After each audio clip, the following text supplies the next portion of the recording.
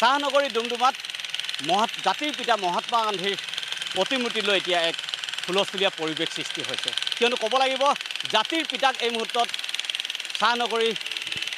ডুমডুমাত পৌৰসভাই আৰু স্থানীয় বিধায়কে অসন্মান কৰাৰ অভিযোগ এই মুহূৰ্তত উপস্থাপন হৈছে মোৰ ভতিত্বক প্ৰথমতে এটা অনুৰোধ জনাম এয়া হৈছে ডুমডুমাৰ গান্ধী চক আৰু গান্ধী চকত এইদৰে আচলতে জাতিৰ পিতা মহাত্মা গান্ধীৰ 1958 চনত যি স্থাপন হৈছিল জাতিৰ পিতা প্ৰতিমূৰ্তি ইয়াত যি মূৰ্তি আছিল সেই মূৰ্তিভাগ আচলতে পৌৰসভাই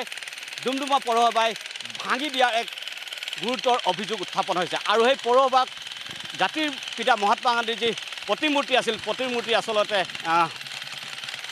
অসন্মান জনোৱাৰ এটা ভাৱ দি আহিবলৈ সেই মুহূৰ্তত দেখিবলৈ পোৱা গ'ল ডুমডুমাত সকলো দল সংগঠনে আচলতে তাৰ প্ৰতিবাদ মুখৰ হৈ পৰিছে তাৰ সমান্তৰালকৈ আমি বীৰ লাচিত থানা আছে বীৰ লাচিত থানাৰ ওচৰলৈ যাম আৰু সেই কথাখিনি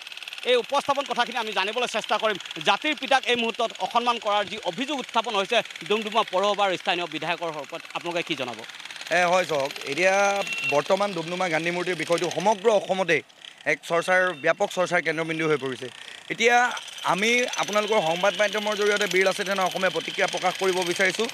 যে যি ডুমডুমাৰ পৌৰসভাৰ যি এক হঠকাৰী সিদ্ধান্ত যি ডুমডুমাৰ ঐতিহাসিক গান্ধী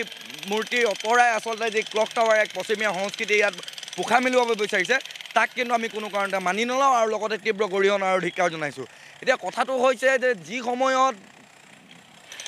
এই ৰাষ্ট্ৰতাবাদৰ কথা কোৱা বিজেপি নেতৃত্বাধীন চৰকাৰখনে যি বহিৰাগত পশ্চিমীয়া সংস্কৃতিৰ যি পোখা মেলিব বিচাৰিছে তাক কিন্তু ক্লক টাৱাৰ বহিব বিচাৰিছে তাক কিন্তু কোনো কাৰণতে আমি মানি নলওঁ খুব এটা দুৰ্ভাগ্যজনক বিষয় এই ড্ৰিল মেচিন লগোৱাই আচলতে আচলতে ড্ৰিল মেচিন লগোৱাই কেৰেঙেৰে আচলতে জাতিৰ পিতা যিগৰাকীৰ কাৰণে যিসকলৰ কাৰণে আজি আমি এক গণতান্ত্ৰিক স্বাধীন দেশত থাকিবলৈ পাৰিছোঁ জীয়াই আছোঁ তেনেকুৱা এজন মহাপুৰুষক আচলতে ডুমডুমা পৌৰসভাৰ নেতৃত্বত প্ৰতাৰিত কৰা হ'ল উচ্ছেদ চলোৱা হ'ল এক মানে দুৰ্ভাগ্যজনক বিষয় গতিকে এটা কথা আমি বীৰ লাচিত থানা অসমে কৈ দিব বিচাৰিছোঁ তেওঁলোকে ক্লক টাৱাৰ বহুৱাব বিচাৰিছে তাত আমাৰ আপত্তি কৰিবলগীয়া নাই তেওঁলোকে অন্য স্থান নিৰ্বাচন কৰি তেওঁলোকে ক্লক টাৱাৰ স্থাপন কৰক কিন্তু যি গান্ধী মূৰ্তিত যি ঐতিহাসিক এক গান্ধী মূৰ্তি আমি জনাত ইতিহাসত আচলতে 1958 চনতে এক নাটপতি আচলতে ভাৰতবৰ্ষৰ স্বাধীন চৰকাৰৰ তৃতীয়খন চৰকাৰৰ দিনত ইয়াত এক জাতিৰ পিতাগৰাকীক স্থান দিয়া হৈছিল তেনে এজন পুৰুষা ব্যক্তিক আচলতে এক উচ্ছেদ চলোৱাটো কোনো গ্ৰহণযোগ্য নহয় এতিয়া কথাটো হৈছে যে যি সময়ত মাৰ্টিন লুথাৰৰ দৰে মেণ্ডেলাৰ দৰে মহানায়কে মহাত্মা গান্ধীৰ দৰে এজন মহাপুৰুষক নিজৰ আদৰ্শ হিচাপে লৈ কাম কৰি গৈছিল তেনে এজন পুৰুষা ব্যক্তিক কিন্তু আচলতে ইয়াৰ পৰা উচ্ছেদ চলাই এক ক্লক টাৱাৰ পশ্চিমীয়া সংস্কৃতি স্থাপন কৰাৰ যি যোজনা চলাইছে সেয়া কিন্তু বীৰ লাচিত থানা অসমে কোনো কাৰণতে হ'বলৈ নিদিয়ে এটা কথা আপোনালোকৰ সংবাদ মাধ্যমৰ জৰিয়তে পৌৰপতি আৰু তেওঁলোকৰ বিজেপিৰ যি ডুমডুমাৰ বিধায়ক মহোদয় আছে তেওঁক আমি হুংকাৰ প্ৰদান কৰিছোঁ তেওঁলোকক যে কোনো কাৰণতে ইয়াত ক্লক টাৱাৰ বহিবলৈ দিয়া নহ'ব উজনি অসমত যদি ক্লক টাৱাৰ ইয়াত বহুৱাবলৈ হয় উজনি অসমত কিন্তু এক নৱমা নিশ্চিন্তা কিন্তু এক প্ৰতিবাদী কাৰ্যসূচী ল'ম বীৰ লাচিত থানা অসমে এটা কথা কৈ দিব বিচাৰিছোঁ যে ইতিহাসৰ পাতৰ পৰা মহাত্মা গান্ধীৰ দৰে মহাপুৰুষক আঁতৰাই দিব পাৰিব কিন্তু বৰ্তমানৰ সময়ত ভাৰতৰ বিশ্ববাসীৰ গণতান্ত্ৰিক নাগৰিকৰ অন্তৰাত্মাৰ পৰা কিন্তু মহাত্মা গান্ধীৰ প্ৰতিচ্ছবি বা তেওঁৰ আদৰ্শক কিন্তু আঁতৰাই দিব নোৱাৰিব বুলি ইয়াৰ পৰা কৈ দিব বিচাৰিছোঁ যিহেতু এই ঠাইডোখৰ নাম আছিলে গান্ধী চক হয় এতিয়া গান্ধী চকৰ নাম পৰিৱৰ্তন হ'বনে যিহেতু ইয়াত ক্লক টাৱাৰ বহিব আচলতে এয়া সম্পূৰ্ণ এটা ৰাজনৈতিক ষড়যন্ত্ৰ এয়া এক কুটিল ৰাজনৈতিক ষড়যন্ত্ৰ বুলি আমি আখ্যা দিব বিচাৰিছোঁ এয়া কেৱল ডুমডুমা পৌৰসভাৰ নেতৃত্ব নহয় এওঁলোকৰ বিজেপি নেতৃত্বাধীন কেন্দ্ৰীয় শাসনাধীষ্ঠ চৰকাৰেও আচলতে এনেকুৱা ষড়যন্ত্ৰত লিপ্ত হৈ পৰিছে কাৰণ আপোনালোকে নিশ্চয়কৈ চাব যি নতুনকৈ পাৰ্লিয়ামেণ্ট ভৱন নৰেন্দ্ৰ মোদীৰ নেতৃত্বত আচলতে উন্মোচন কৰা হ'ল সেই পাৰ্লিয়ামেণ্টতো কিন্তু আচলতে মহাত্মা গান্ধীয়ে হওক বা বি এ আম্বেদকাৰৰ দৰে কিন্তু পুৰুষা ব্যক্তিসকলৰ প্ৰতিমূৰ্তি আচলতে তাত কিন্তু স্থাপন কৰা আমি দেখিবলৈ পোৱা নাই গতিকে এটা কথা ইয়াত স্পষ্টকৈ ওলাই পৰিছে অকল ডুমডুমাৰ পৌৰসভাৰ নেতৃত্বতে নহয় আচলতে সমগ্ৰ ভাৰততেই ইতিহাসৰ লগত জড়িত থকা স্বাধীন ভাৰতৰ লগত জড়িত থকা যিসকল পুৰুষা ব্যক্তিসকলক এওঁলোকে ইতিহাসৰ পাতৰ পৰা আঁতৰাই দিব বিচাৰিছে গতিকে এটা কথা স্পষ্ট আমাৰ অন্তৰাত্মাত বি এ আম্বেদকাৰ মহাত্মা গান্ধীৰ দৰে মহাপুৰুষ এতিয়াও বৰ্তমানেও জীয়াই আছে গতিকে আৰু এটা কথা কৈ দিব বিচাৰিছোঁ ডুমডুমা পৌৰপতি মহোদয়ানীক যে আপুনি কাৰোবাৰ চুটলিপিত কাম কৰা বন্ধ কৰক আপোনালোকৰ যি এক হঠকাৰী সিদ্ধান্ত সেয়া কিন্তু ডুমডুমাবাসী ৰাইজে 2026 কিন্তু আপোনালোকক নিশ্চয়কৈ প্ৰত্যুত্তৰ দিব বুলি আমি কৈ দিব বিচাৰিছোঁ আপোনাৰ ওচৰলৈ যাম যিহেতু এখন ফলক আছে ফলকখনো আমি দেখুৱাব লাগিব হয় দেখুৱাব বিচাৰিছোঁ এই মুহূৰ্তত ডুমডুমাৰ আচলতে চাহনগৰী ডুমডুমাত যি আচলতে দেখিবলৈ পোৱা গৈছে মহাত্মা গান্ধীৰ যি প্ৰতিমূৰ্তি আছিল প্ৰতিমূৰ্তি আচলতে ইয়াৰ পৰা আঁতৰাই ইয়াত কলক টাৱাৰ বহুৱাৰ এটা সিদ্ধান্ত লৈছে ডুমডুমা পৌৰসভাই সেয়া কিমান জোৰ যুক্তিসংগত কিয়নো জাতিৰ পিতা মহাত্মা গান্ধীৰ দৰে এজন ব্যক্তিক আচলতে কেৰেঙেৰে দাঙি এইদৰে ভঙাৰ যুক্তিত কিমান দূৰ সকলোৱে হৃদয় অত্যন্ত দুখ পাব এই মুহূৰ্তত যোনটো জাতিৰ পিতাৰ কথা আহি পৰিছে মই সন্তুষ্ট আৰু সিফালে যাম যিহেতু এখন ফলক আছে যিখন ফলকত লিখা আছে কলক টাৱাৰ তাৰ সমান্তৰালকৈ মহাত্মা গান্ধীৰ নৱনিৰ্মিত প্ৰতিমূৰ্তি স্থাপন কৰিব মই বিশেষ ৰাষ্ট্ৰীয়তাক আকৌ এবাৰ বিচাৰিম যিহেতু মই জনাব বিচাৰিছোঁ আমাৰ বৰ্তমান সময়ত সকলোৰে হাতে হাতে ঘড়ী ডিজিটেল ঘড়ীয়ে কওক বা সকলো ঘড়ীয়ে কওক তাৰ সমান্তৰালকৈ প্ৰতিজনৰ মোবাইলত ঘড়ী এই মুহূৰ্তত মই এটা কথাই প্ৰশ্ন কৰিছোঁ ইয়াত ঘড়ীৰ এই মুহূৰ্তত কিবা প্ৰয়োজন আছেনে নিশ্চয়কৈ আপোনালোকে হৃদয়ৰ পৰা উপলব্ধি কৰক কিয়নো এজন জাতিৰ পিতা মহাত্মা গান্ধীৰ প্ৰতিমূৰ্তি আঁতৰাই যদি ইয়াত ক্লক টাৱাৰ বহুৱাৰ এটা সিদ্ধান্ত লৈছে ঘড়ীৰ এই মুহূৰ্তত প্ৰয়োজন কিমান অনুভৱ আমি জানিবলৈ চেষ্টা কৰিম হয় চাওক আচলতে আপোনালোকে নিশ্চয়কৈ খুব এটা সুন্দৰ প্ৰশ্ন আচলতে উপস্থাপন কৰিছে আমি সেই কথাটোৱে ক'ব বিচাৰিছোঁ যে বৰ্তমানৰ যি আধুনিক ভাৰতত ৰাইজৰ হাতে হাতে স্মাৰ্টফোন হ'ল ৰাইজৰ হাতে হাতে ঘড়ী হ'ল সেই সময়ত ক্লক টাৱাৰৰ প্ৰয়োজনীয়তা আছেনে আমি ক'ব বিচাৰিছোঁ যি সময়ত মহাত্মা গান্ধীৰ দৰে পুৰুধা ব্যক্তিয়ে আচলতে ব্ৰিটিছক ইংৰাজক খেদুৱাই দিয়াৰ এক সন্মুখৰ পৰা নেতৃত্ব প্ৰদান কৰিছিল তেনেকুৱা এজন পুৰুধা ব্যক্তিক আঁতৰাই আকৌ পুনৰ আচলতে আমি ভাবোঁ যে ব্ৰিটিছক ইয়াত বহুৱাব বিচাৰিছে নেকি ডুমডুমা পৌৰসভাই বা এই বিজেপি নেতৃত্বাধীন চৰকাৰখনে আমি তেওঁলোকক প্ৰশ্ন কৰিব বিচাৰিছোঁ বৰ্তমানৰ সময়ত ক্লক টাৱাৰৰ প্ৰাসংগিকতা কিমান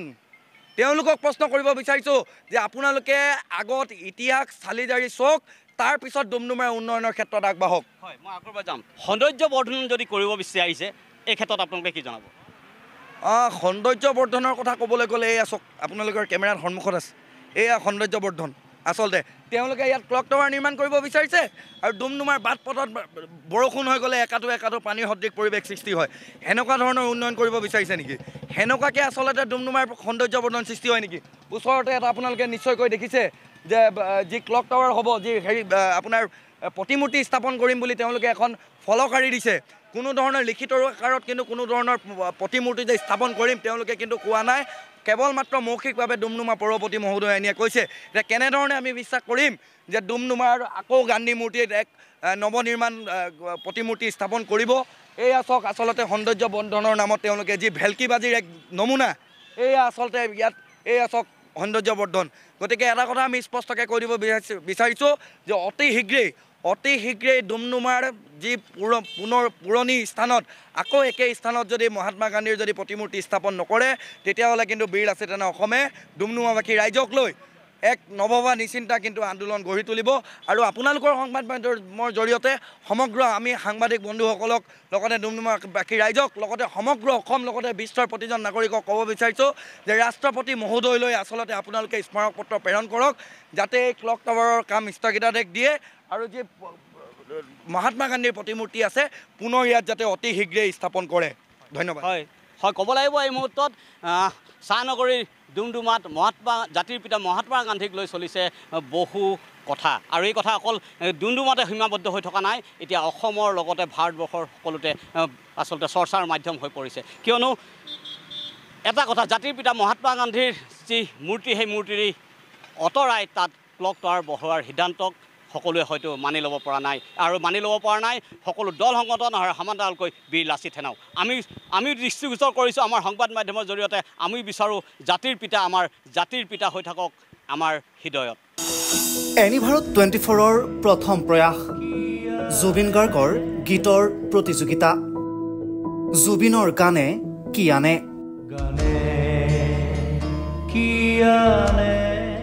অডিশ্যনৰ বাবে যোগাযোগ কৰক 8638661821 আৰু 8812831556 নম্বৰত এনি ভাৰত 24 উদ্যোগত এটা নতুন সংগীতৰ প্ৰতিযোগিতা আয়োজন কৰা হৈছে য'ত মোৰ গানৰ প্ৰতিযোগিতা হ'ব আপোনালোকে তাত প্ৰতিযোগী হিচাপে আহিবলৈ পাৰিব আৰু মোৰ ফালৰ পৰা আন্তৰিক শুভকামনা জনাইছোঁ আৰু অনুষ্ঠানটোৰ নাম হৈছে গানে কি আনে সকলোকে মৰম জনাইছোঁ সকলোৱে আহক ইয়াত অংশগ্ৰহণ কৰক thank you very much love you ৰব